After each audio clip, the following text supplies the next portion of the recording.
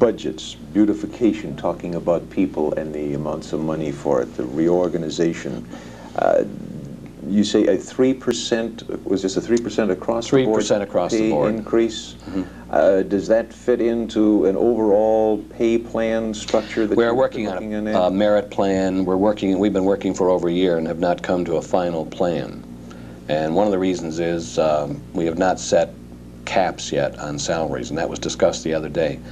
This is a town, like any other town, that someday has to face the fact that this job will only pay so much. I'm almost quoting Mike Horan. He's the one that brought it out originally, the vice mayor. And when you think about it, that's true. You're going to have levels that a town can afford. And as qualified and as much as you love the people, when you hit that level and they can't make any more money, you have a great deal of pride in the fact that they're so well qualified they can find a better job and make more money in a city that can afford more. And instead of looking at it, gee, we can't afford you anymore, you want to hire people that other people want. You want to hire workers that other people want. And that's what the aim is now, to make sure we have top qualified people. But if they leave, no matter how much we're going to miss them and how qualified they are, instead of being upset, we're going to be very proud, excuse me, of the fact that they have gotten a better job because of the job they've done here. I think that's the way it should be looked at, rather than say, gee, why didn't we hold on to that person by giving them more money? Yeah. You say, hey, pat them on the back. They grew up and they learned what they know now to go on to more or less bigger and better things, quote unquote. It can't be better really, but maybe bigger things.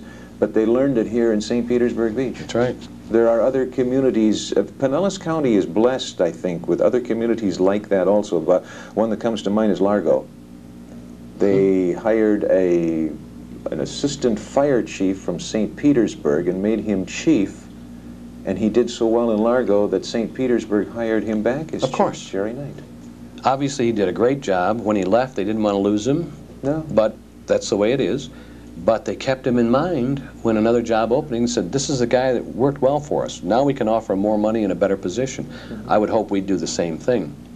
And that's just what we're looking at now. What is the cap? What can we afford? How much can you pay a city manager? How much can you pay an accountant? And maybe the day has come where you have to say, that's it. That's the top level here. And if somebody's very happy... Do you think you reach that? A mandatory top level? Yes. Does it have to happen? No, it doesn't have to happen, but I think we'll reach it, and then it'll rotate. It'll change over the years.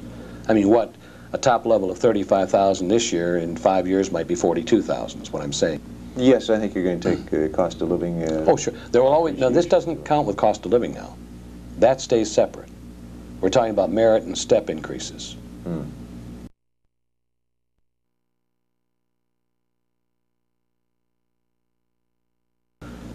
I don't do the hiring to start with. I'll give you a name to...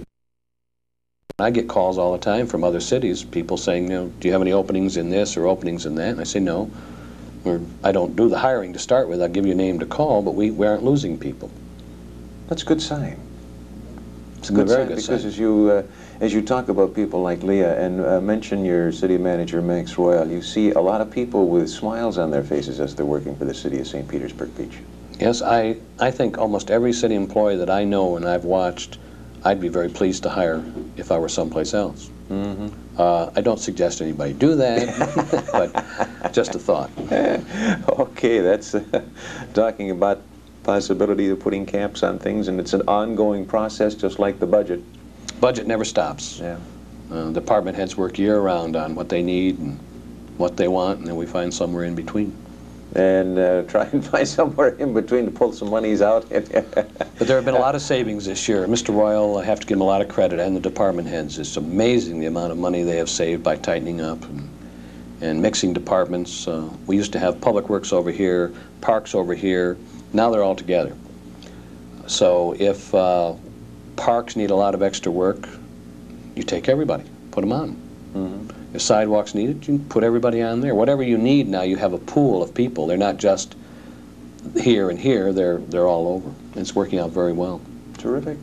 You got some great department heads. Most of them have been here, and over a period of months, if they haven't been here, they will be here, because the people of the community need to know who they are. A good example is Danny Walker, too. Danny's our recreation director, and people think, well, he's the head of recreation. Danny Walker's a lot more than that. Oh, yes. Danny Walker helps us get the grants. Danny Walker's in charge of the 30th celebration, Which we're going to get into here in just a moment. And Danny's working day and night, making personal calls. His secretary, Diane, is just breaking back. And you know, there's a lot of things these people do that people just don't realize. They only see them once in a while in the gym or in the office. They're making out a receipt. Well, Danny will get out and drive the bus when no one else is available. Danny will drive the bus. Danny will do anything. He's been here a lot. Danny lights the fuses for the 4th of July fireworks from the barge. I know. And can you ask more than that? Danny sets up tables if it need be. Danny drives kids home if need be. But that's all the people there. We started a new course last night, and it just hasn't been publicized enough. But a friend of mine is teaching it, doesn't live here, but came in to teach it. The first class last night in pottery making, down at the Don Vista building. There was only one person, because a lot of people haven't come back yet who live here part-time. But they were down there 2.5 hours. Libby from the department went down in the evening to make sure that the equipment was right and what might be needed, and just to chat with the gal teaching the course. Nobody asked her to. She said, I think I'll go down and make sure that she's got what she needs, or make a list if it isn't. Yeah, and Libby kind of refers to the people in her classes as my kids. And it's interesting. But that permeates all of the departments that you have in the city. Yeah. It's beautiful. It's a little thing that I have seen over specifically the last 1.5 years as we have been doing this program that happens in St. Petersburg Beach. It happens a little bit in Treasure Island, not quite as much though as here in St. Petersburg Beach. Everybody has that little bit of a sparkle in their eye and a little bit of extra pride. I work for the city of St. Petersburg Beach. We've got to work on one guy though. If we could get Ed Kelly to smile, our chief of police, or if we could get him to be a little more friendly, then we'd have it made. If he could ever remember the punchline. I know, if he... Everybody knows I'm kidding, of course. We certainly are. He's a delightful gentleman. If you ever have the opportunity to get a word in edgewise with him. No, you gotta love him. Yes.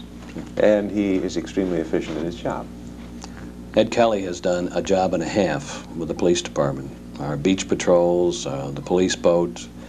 Now everybody, truthfully, have always thought of Ed Kelly as being just a neat guy and a lot of fun. But I want to tell you, he can be a tough police chief too. He can be both ways. He's been in the business for a while. He's been in the business.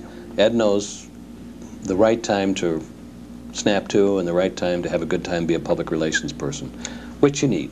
I think that his counterpart in Treasure Island is a gentleman that's going to work out similarly, Joe Pilkington, the new chief there from I haven't had the pleasure yet, but I understand he's a good policeman out of Tampa. Yeah, delightful man. So the combination of the two departments working together should be good.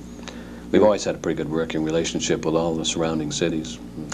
Well, you want to have not only surrounding cities, but all of Pinellas County and all of West Central Florida come and help you bang the drum and clash the cymbals for an anniversary. Yes.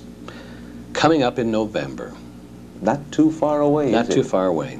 Probably will be 3 of the greatest days the city has ever had. And I'm going to tell you, I learned something years ago that has never worked for me until now. They always told me the true sign of leadership is to come up with an idea and have everybody else do the work. Well, it's never happened for me before, until now.